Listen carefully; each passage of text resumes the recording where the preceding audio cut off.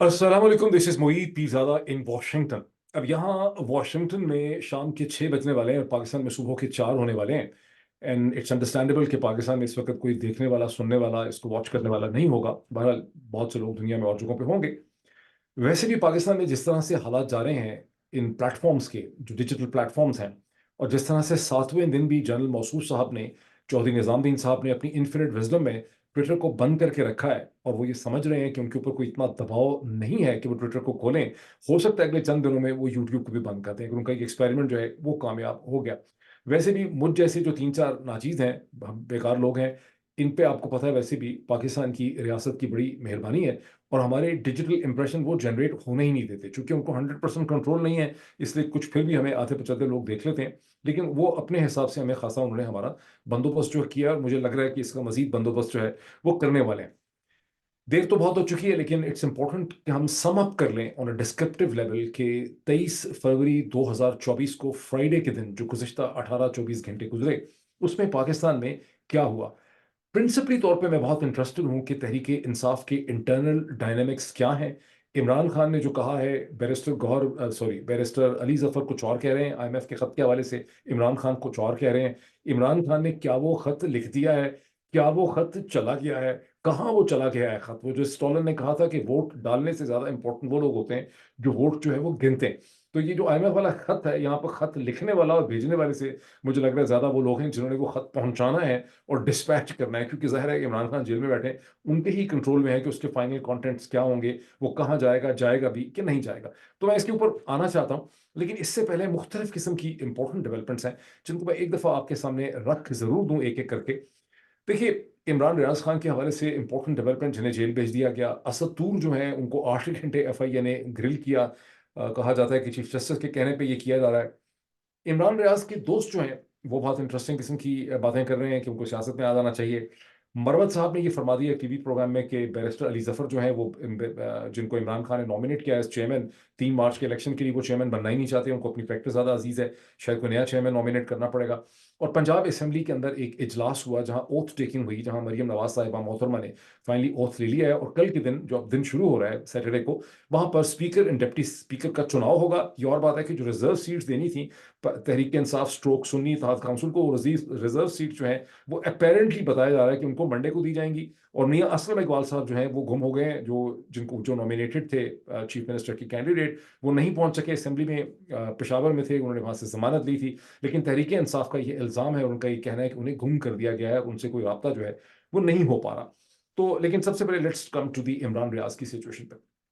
इमरान रियाज खान, जिन्हें उठा लिया गया, अगवा कर लिया गया एक बहुत ही ड्रामाई अंदाज से, जिसकी फुटेज मैं आपको पिछले वीलॉग के अंदर दिखा चुका हूं, उन्हें इन गुज़श्ता 18 घंटों में, जो 20 घंटे गुजरे हैं, इसमें लाहौर के अंदर उन्हें एक अदालत के सामने पेश किया गया। उनको प्रोसिक्यूट करने वाली एजेंसी अब है एंटी एंटी करप्शन एस्टेब्लिशमेंट, जो एसीई जिसको कहते हैं पंजाब में, जिन्होंने पहले परवेज इलाही को पकड़ा हुआ था। उन्होंने इमरान रियाज के, उनके वाले साहब के खिलाफ अपनी चार्जशीट प्रेजेंट की है।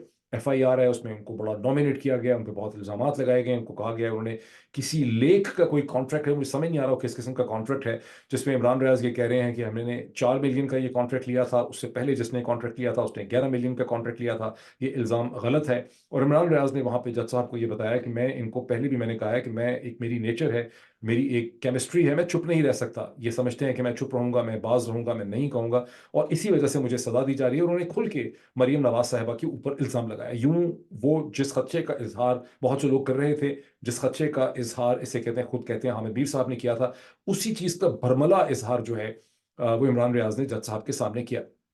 एंटी करप्शन एस्टेब्लिशमेंट ने इमरान रियाज का फिजिकल रिमांड मांगा था 14 दिन का। उस पर जज साहब जो है उन्होंने उससे इतफाक नहीं किया। उन्होंने कहा कि कोई और चीज़ रिकवर करनी नहीं है इस केस में, मुझे नहीं समझ आता कि फिजिकल रिमांड की कोई वजह नहीं बन सकती, इसलिए उन्होंने इमरान रियाज को जुडिशल पे जेल भेज दिया है। और अब वहां से उम्मीद ये की जाती है कि 1-2 दिन के अंदर उनकी वहां से रिहाई हो जानी चाहिए। जमानत के ऊपर, जब आप जुडिशल पे जाते हैं तो आपकी जमानत पे रिहाई होती है। ये क्यों किया जा रहा है? ये मरियम नवाज की ईमा पे किया जा रहा है? ये भाई लोग कोई गेम खेल रहे हैं? इसके अंदर कोई अजीब सी चीज है जिसको ठीक तरह से समझना, इस स्टेज के ऊपर इंटेलिजेंस एजेंसीज की जो खेलें होती हैं, उनकी जो गेम्स होती हैं, उसको ठीक तरह से डिसाइफर करना, समझना, इंटरप्रेट करना जो है अक्सर मुमकिन नहीं होता। बिकॉज यहाँ पर जो लोगों को शक है उसमें इमरान रियाज के जो दोस्त हैं, वकील साहब जो हैं वो, और उनके जो दूसरे पॉलिटिकल दोस्त हैं जिनको उन्होंने इलेक्शन का टिकट दिलवाया, जिन्होंने अपेरेंटली अकॉर्डिंग टू फॉर्म 45 महर शराफत अली जो हैं वो मरीम नवाज को शिकस्त दे दी उन्होंने इलेक्शन में। तो जो महर शराफत हैं वो भी, उनके बारे में भी लोगों को तरह तरह के सवाल उनके जहन में हैं, और तरह तरह के सवाल जो हैं जो वकील अशफाक साहब हैं, अली अशफाक साहब, उनके हवाले से हैं।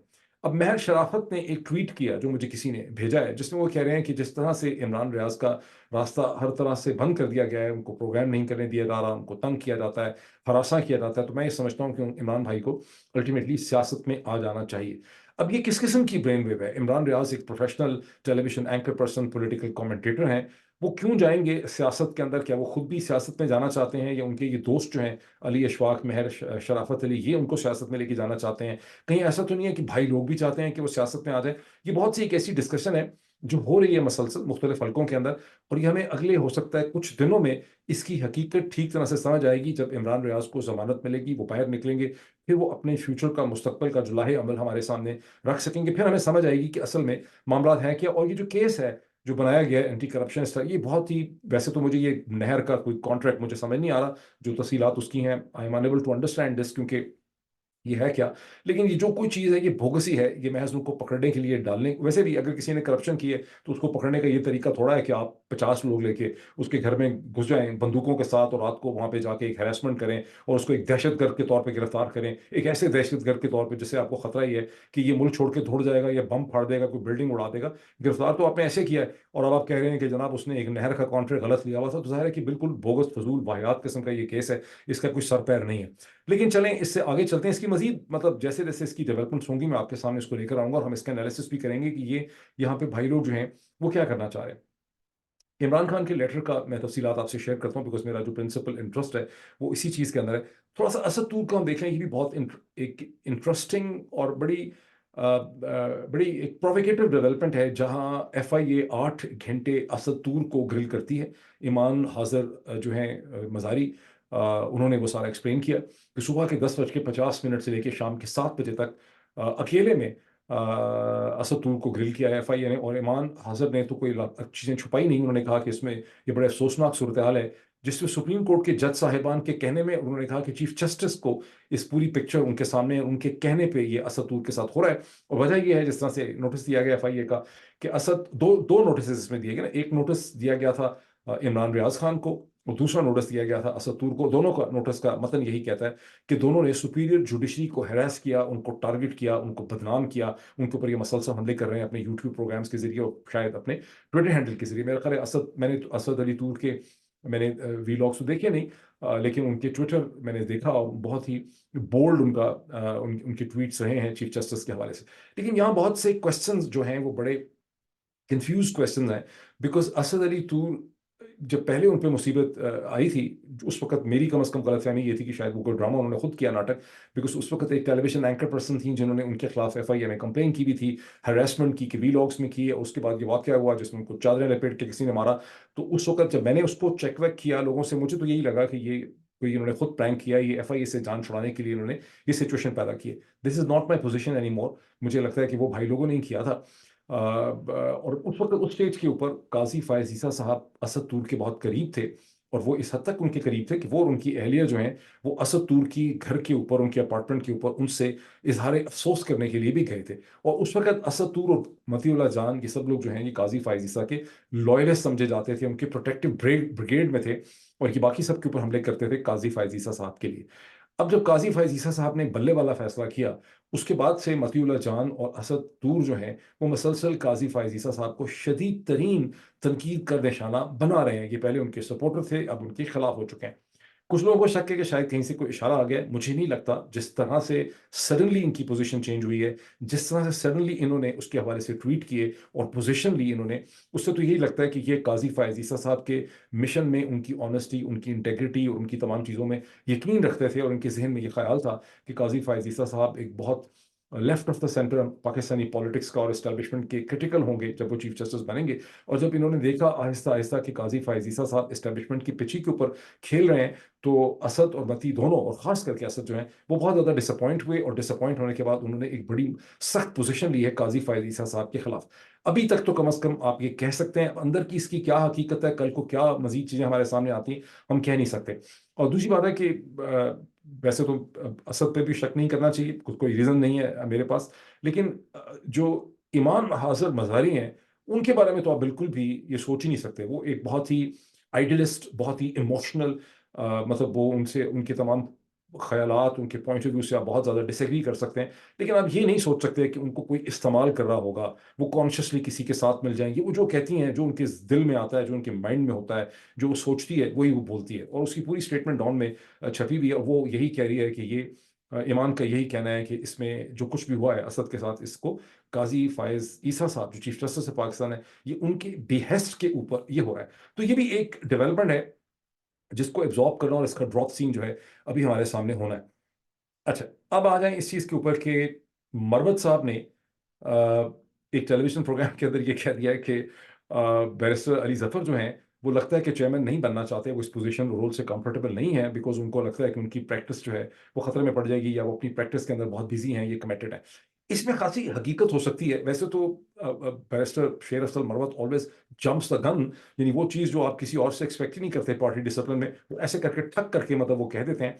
लेकिन इसमें खासी सदाकत इसलिए लगती है कि बैरिस्टर अली जफर की बहुत एक इस्टेब्लिश प्रैक्टिस है, जो उनके वालिद साहब मरहूम के ज़माने से जो है चली आ रही है। और वो उनको लग रहा होगा कि मैं जब तक कि वकील हूँ, वकालत कर रहा हूँ, केसेस प्रेजेंट कर रहा हूँ हाई कोर्ट और सुप्रीम कोर्ट पे, उतनी देर तक भाई लोगों का और चौधरी निजामुद्दीन का मुझ पर हाथ नहीं पड़ता। वो नहीं करना चाहते। वकीलों का एक अपना इस्तेहकाक होता है, उनकी एक सर्टन प्रोटेक्शन होती है। तो अगर मैं चेयरमैन बन जाऊंगा तहरीक इंसाफ का, तो हो सकता है मेरी शामत आ जाए, मेरी जिंदगी जो है बहुत मुश्किल बन जाए। और फिर ये जाहिर है कि उनका एक बहुत ही लुक्रेटिव लीगल प्रैक्टिस है, और वो इसको नहीं छोड़ना चाहते होंगे। This is what I understand from what barrister Sher Afzal Marwat is saying.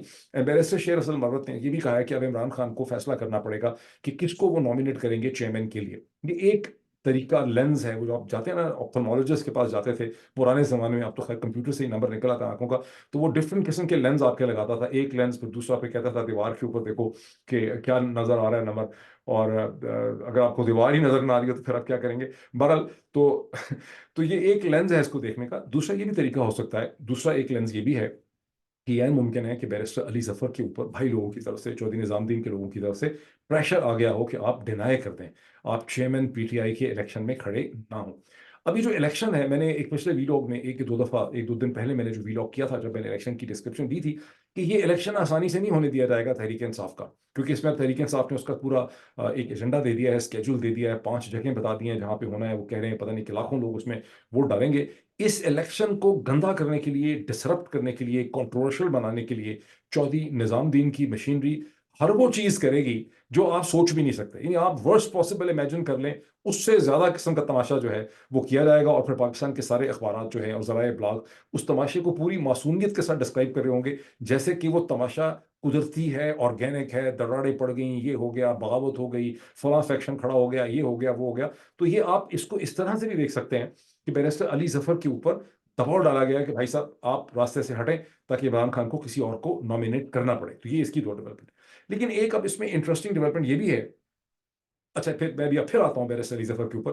पहले आप देख लें कि पंजाब का जो असेंबली में एक सेशन होता है, वहां पर पीएमएलएन कह रहे हैं कि ऑलमोस्ट उनको रिजर्व सीट्स दे दी गई हैं। उनको रिजर्व सीट जो होती हैं औरतों की, माइनॉरिटीज की, वो मिला के कोई 190 प्लस 193, 190, 91, 92 सीट्स जो है पंजाब असेंबली के अंदर बन चुकी हैं पीएमएलएन की। और मरियम नवाज साहिबा, the queen, the tip to be the chief minister, finally the moment, जो चीफ मिनिस्टर बनने वाली हैं, तो वो उन्होंने वहां पे ओथ ले लिया, और उनके साथ मरियम औरंगजेब भी थी, एंड ब्ला ब्ला ब्ला।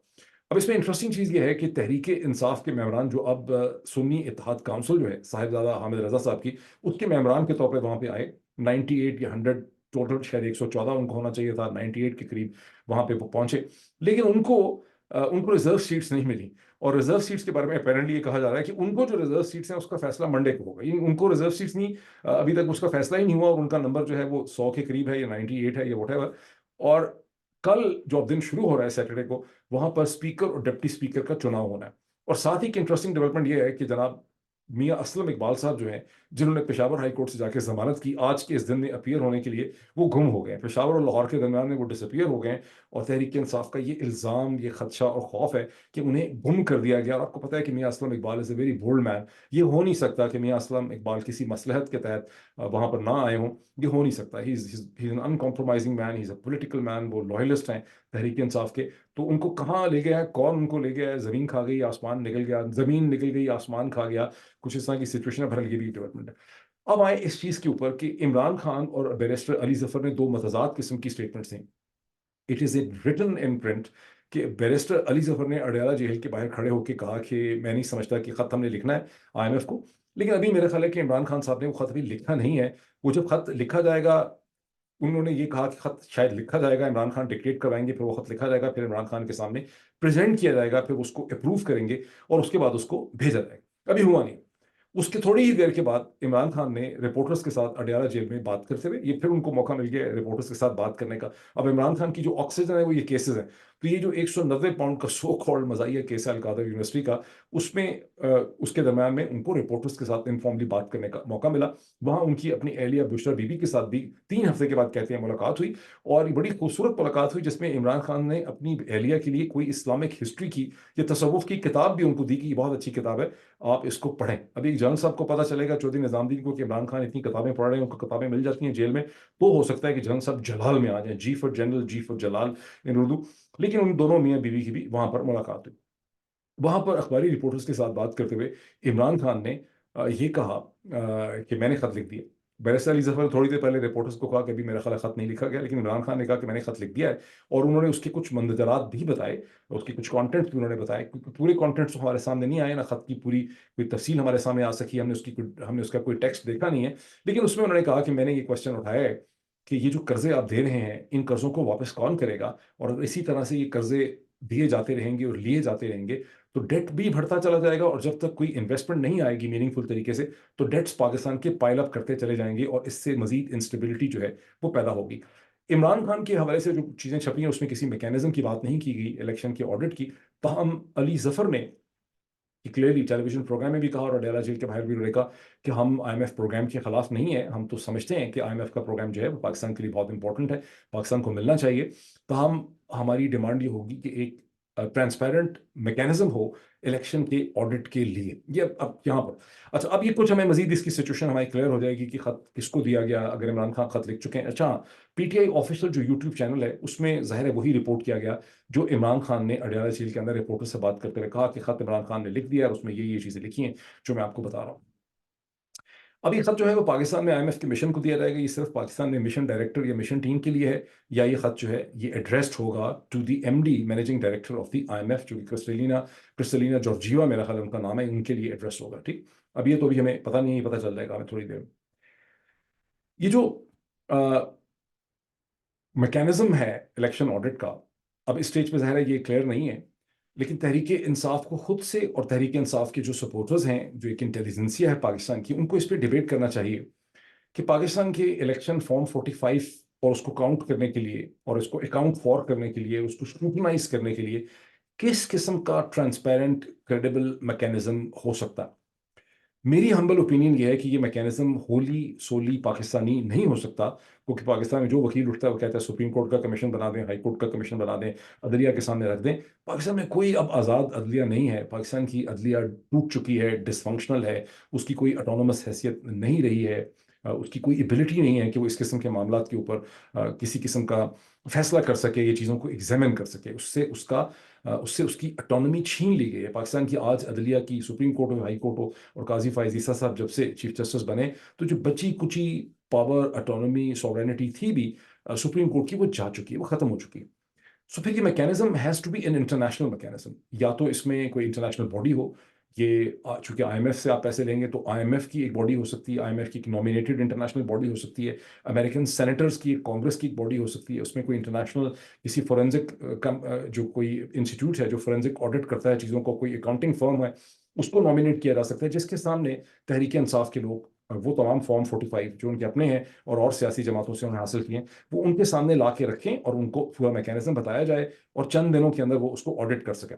ये ऑडिट होता है कि नहीं होता, that's a totally different thing. लेकिन इस ऑडिट के बारे में एक क्लैरिटी, यानी ऑडिट मैकेनिज्म के हवाले से तहरीक इंसाफ के अंदर 2-3 ऑप्शंस होनी चाहिए। कभी भी किसी भी चीज़ को करने की दुनिया में, इंसानी जो माशरा होता है, सिस्टम होता है, उसमें बहुत ज़्यादा अनलिमिटेड ऑप्शंस नहीं होती। वो 2-3-4 ही ऑप्शंस होती हैं जब आप उसको एग्जामिन करते हैं, माइंड अप्लाई करते हैं। तो इस किस्म का एक ऑडिट मैकेनिज्म पे लोगों को सोचना चाहिए, उस ऑडिट मैकेनिज्म पे डिस्कशन और डिबेट होनी चाहिए कि हम किस किस्म का ऑडिट मैकेनिज्म अमेरिकन कांग्रेस से, सेनेट से, दुनिया से, अक़वाम मुत्तहिदा, किसी से भी, से एनीथिंग, या IMF से हम एक्सपेक्ट करते हैं। उस ऑडिट मैकेनिज्म को डिफाइन करके सामने रखने की जरूरत है, ताकि उसके ऊपर जो है वो बहस हो सके।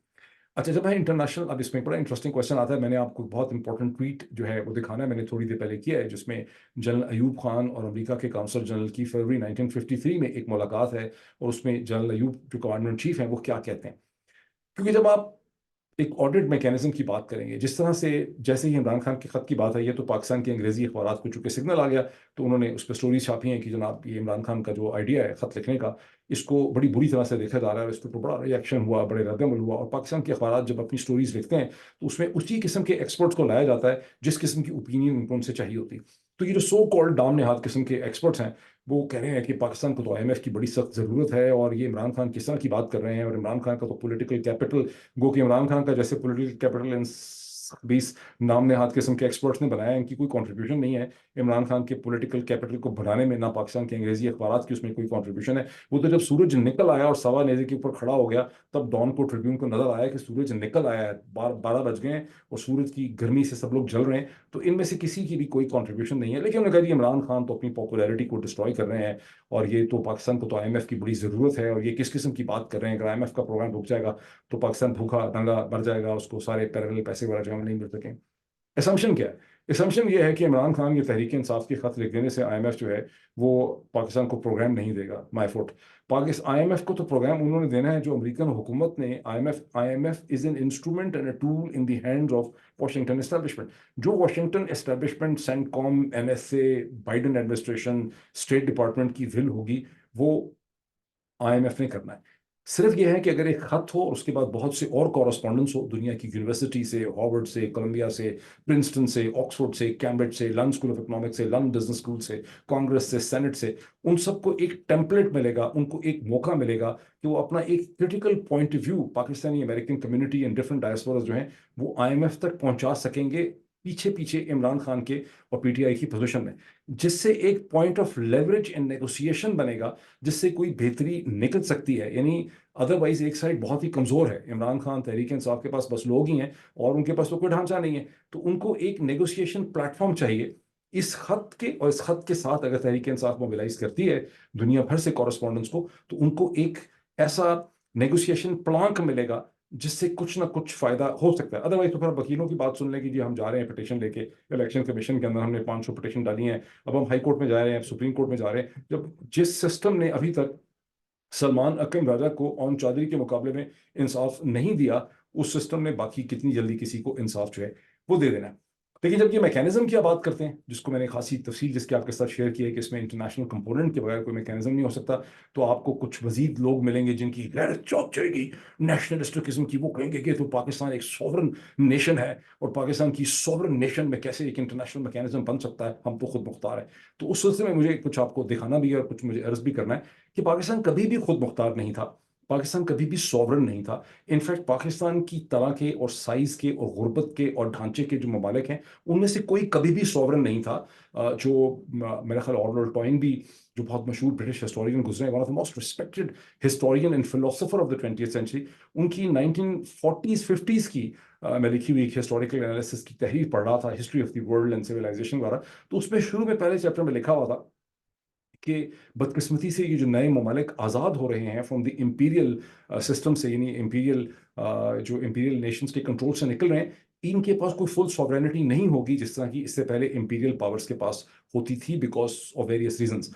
अब इस वक्त दुनिया में सिर्फ 4 कंट्रीज ऐसे हैं जिनको आप कह सकते हैं जिनकी मैक्सिमम सॉवरेनिटी है फॉर डिफरेंट रीजंस। सबसे ज़्यादा जो सॉवरेनिटी है, पहले तो किसी की भी मुकम्मल सॉवरेनिटी नहीं है, including United states, because international law को जब यूनाइटेड स्टेट्स एक्सेप्ट करता है और उसको अपने फ्रेमवर्क के अंदर ले आता है और उसको एक जगह देता है और उसके ऊपर प्रेशर्स होते हैं पूरी दुनिया से, तो अमेरिका जैसे मुल्क की भी कंप्लीट सॉवरेनिटी उस किस्म की नहीं है जिस तरह से पाकिस्तान की ज़राए इब्लाग और उर्दू के सारा मीडियम लोगों को बताता है और उनको कंफ्यूज करता है और गलत उनको डायरेक्शन में जाता है। बहरहाल अमेरिका बहुत सॉवरन है, उसके बाद रशिया और चाइना सॉवरन है और फिर हिंदुस्तान सॉवरन है।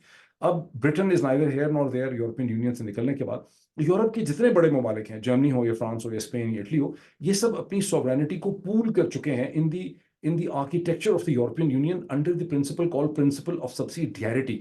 आप में से जो लोग वकील हैं और इंटरनेशनल लॉ को अंडरस्टैंड करते हैं, you fully know this thing कि यूरोप के जितने अमीर तरीन ममालिक हैं जिनको आप सॉवरन समझते हैं, वो सॉवरन नहीं है, बिकॉज वो एक सर्टन डिसिप्लिन के पाबंद है। इसी तरह साउथ कोरिया बहुत अमीर है लेकिन अमेरिकन फोर्सेस डीएमजी में बैठी हुई हैं, वो कौन सा सॉवरन है? नॉर्थ कोरिया के पास न्यूक्लियर वेपन्स हैं लेकिन वहां पर चीन के बगैर वो खा नहीं सकते, उनके पास एनर्जी नहीं है, उनके पास फूड नहीं है, वो भी सॉवरन नहीं है। इसी तरह से बांग्लादेश की सारी, ठीक है उन्होंने कुछ प्रॉस्पेरिटी अचीव की लेकिन सारा पॉलिटिकल इन्फ्लुएंस हिंदुस्तान का है, चीन और हिंदुस्तान कंपीट कर रहे हैं, वहां भी कोई सॉवरेनिटी नहीं।